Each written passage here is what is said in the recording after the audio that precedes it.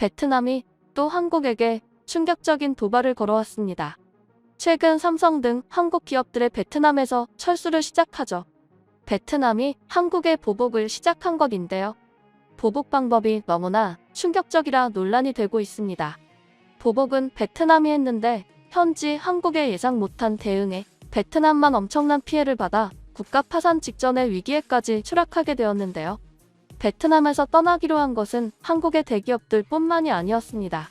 베트남의 영웅이라 불리며 최하위권이었던 베트남 축구 국가대표팀을 동남아시아 축구 최강국으로 만들어 놓은 박항서 감독도 앞으로 2달 뒤에 베트남을 떠나기로 했습니다. 자, 그런데 한국이 이렇게 베트남에서 떠나자마자 베트남은 그동안 고마움을 인사하기는커녕 충격적인 보복을 시작했습니다. 베트남이 한국산 제품에 징벌적 관세를 붙일 수 있다고 협박해온 것입니다.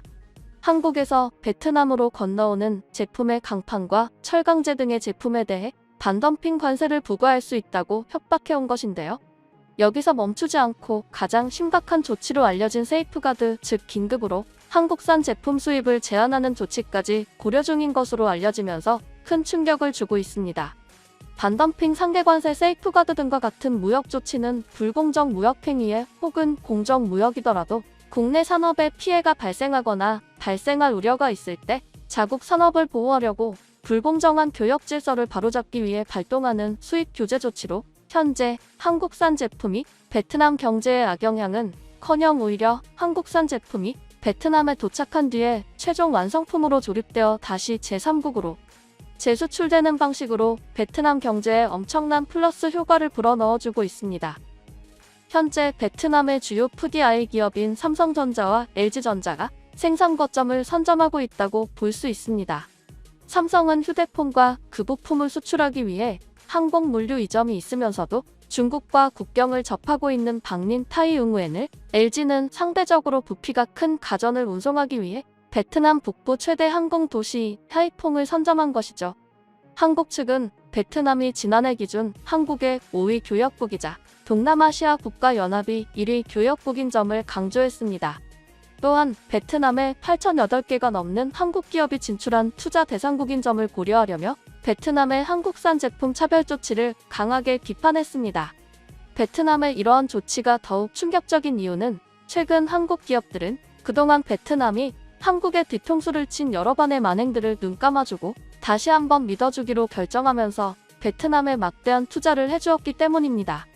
현대차는 최근 베트남에서 제2공장을 준공 생산 능력을 무려 3배나 확대했습니다.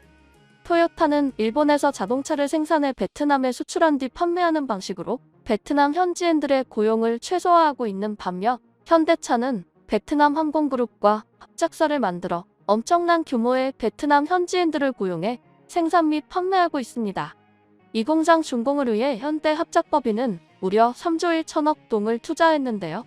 한국에 감사 인사를 해야 할 베트남이 한국산 제품 수출 금지 조치라는 충격적인 카드를 꺼내 들었습니다.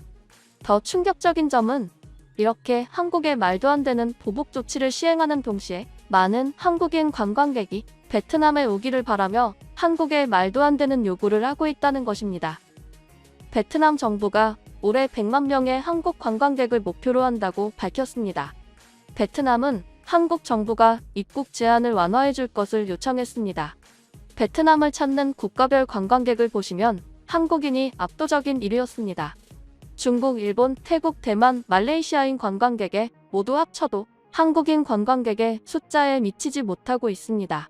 이렇게 베트남이 관광산업을 한국에 전적으로 의존하고 있다 보니 왜 한국에 무리한 요구를 하고 있는 것인데요. 자, 그런데 한국인들의 대응은 예상을 뛰어넘었습니다.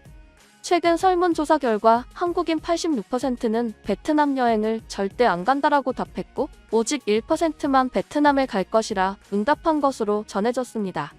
한국인이 이렇게 베트남에 분노해하고 있는 것은 단지 베트남 정부가 한국산 제품을 차별하며 배은망덕한 행위를 저지르고 있기 때문만은 아닙니다. 최근 온라인을 중심으로 베트남 거리 시민들의 이태원 참사를 조롱했다는 글과 사진까지 공유돼 논란이 커지고 있습니다. 지난달 31일 여러 온라인 커뮤니티와 소셜미디어에는 베트남 이태원 초롱 코스프레를 하며 베트남에서 이태원 참사 조롱함 등 제목의 글이 올라왔습니다.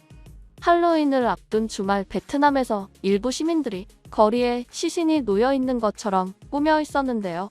지난달 31일 여러 온라인 커뮤니티와 소셜미디어에는 베트남 이태원 조롱 코스프레, 베트남에서 이태원 참사 조롱함 등 제목의 글이 올라왔습니다.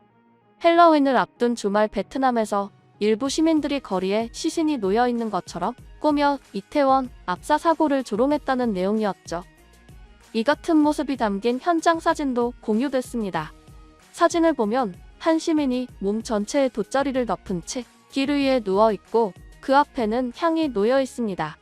주변을 지나던 일부 시민들은 이 앞에 멈춰서 기념사진을 촬영하기도 했죠. 해당 글이 확산하면서 국내 네티즌들의 공분을 샀습니다.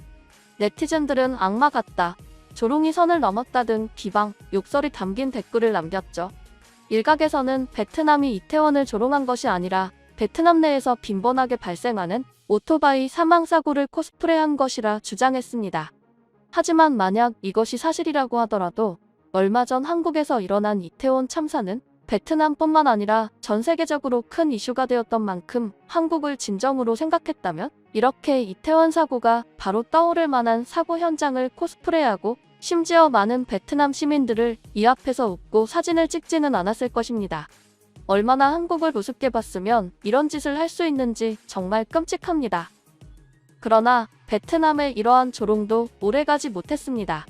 베트남을 먹여 살리는 것은 결국 한국이기 때문인 것을 깨달았기 때문이죠. 현재까지 한국 기업은 베트남에 700억 달러를 투자, 약 8천 건의 사업을 추진하고 70만 개의 일자리를 창출했습니다. 현재 한국 기업들의 수출액은 베트남 전체 수출액의 30%를 차지합니다. 이는 자가 격리 기간 때문에 한국 기업인들의 입출국이 제한되면 베트남 경제에도 부정적인 영향을 끼칠 수 있다는 주장을 뒷받침하는 근거입니다. 결국 한국 기업 살려야 우리도 살기에 베트남이 안간힘을 쓰게 된 거죠. 한국 기업의 악전고투를 바라보는 베트남 정부의 표정도 자칫 심각하다. 현지 수출의 30%가량을 담당하는 한국 기업이 무너지면 베트남은 경제 기반이 흔들리는 것은 물론 100만 명이 넘는 자국 노동자들도 일자리를 잃게 됩니다. 가뜩이나 코로나19로 관광산업이 붕괴돼 외화 부족에 시달리는 베트남 입장에선 상상도 하기 싫은 미래죠. 여기에다 현지 적응도가 가장 높은 한국 기업이 철수할 경우 다른 글로벌 기업들의 연쇄 탈출도 불을 보듯 뻔하겠죠. 경제 파트너인 한국 기업을 챙기는 건 그들의 생존과도 직결된 문제입니다.